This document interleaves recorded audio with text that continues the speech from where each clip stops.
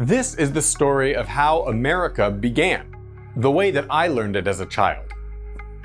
A long time ago in England, there was a group of people called the Puritans.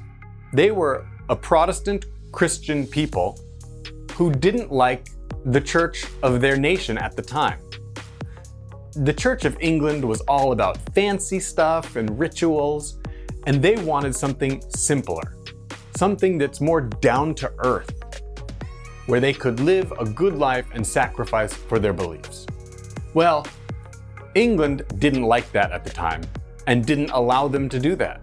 So they decided to leave. They took a pilgrimage. A pilgrimage is just traveling somewhere for a religious reason. You could travel to Rome, the Vatican, Jerusalem, or Mecca. These are all pilgrimages. Well, these pilgrims got on a boat called the Mayflower and sailed across the Atlantic to the distant shores of America.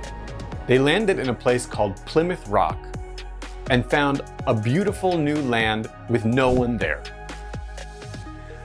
They built their own communities with houses and farms, and they finally got to live freely as they wanted.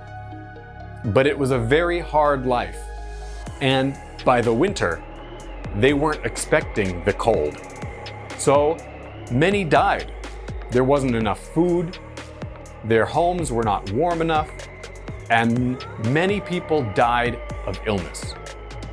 Well, just when things were looking very dark, the Native Americans who lived in the area brought them gifts of food and blankets. They had bread and fresh meat and vegetables and fruit. And the Pilgrims decided to invite these Native Americans to sit down in their homes and share all of this delicious food with them. This celebration became what we call Thanksgiving. At the end of November every year, we celebrate Thanksgiving, where we give thanks for all of the things that we have. Food, drink, family, and friends. That's what makes Thanksgiving what it is.